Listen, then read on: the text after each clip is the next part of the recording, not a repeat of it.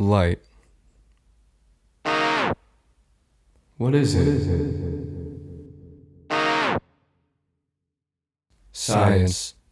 Okay, so Planck's constant tells us that the emission of electromagnetic energy is not continuous, it is a discrete function, meaning that there is a tiny indivisible unit.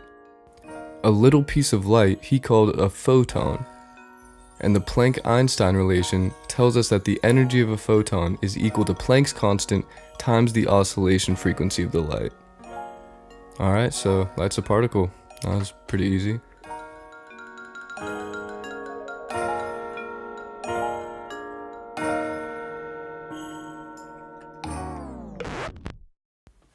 Well, if light is simply just a particle, then these photons should just travel past each other unencumbered, just like these bits of sparkler do. It would just basically act as a projectile. But an experiment conducted by Thomas Young in 1801 showed a very different result than we'd see if light was really just a projectile. The experiment consists of a light source, an opaque sheet with 2 slits in it, and a sheet to measure what gets through the slits. Now, I'm definitely not a physicist, so let's talk about something that I do understand: sound. When you're in a room listening to music, you may notice that in certain parts of the room, the lower frequencies of the music sound louder, in certain parts where they sound quieter. This is because of something called positive and negative interference. Let's call this top sine wave C, and let's call the bottom two A and B. And C is the sum of A and B. When the high points of A and B are in line with each other, C is just an amplified version of them. But when they're at a phase of 180 degrees, meaning the high point of A is at the low point of B, they cancel each other out and the sum, C, is 0. And this actually applies to more than just mathematical functions and sound waves. This applies to all waves. We see here 2 bricks dropping into water.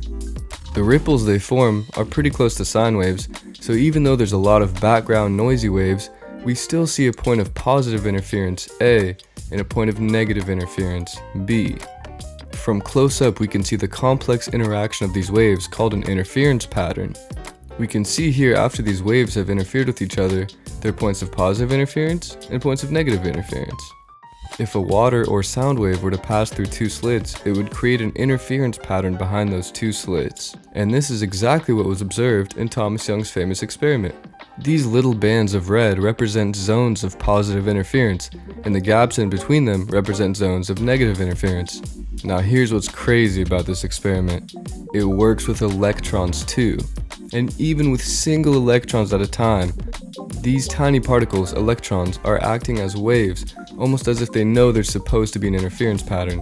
So just as ripples on the ocean are a wave of water, and sound is a wave of air, matter itself is a wave of space. There's a lot of cool things about this experiment that I didn't have time to go into.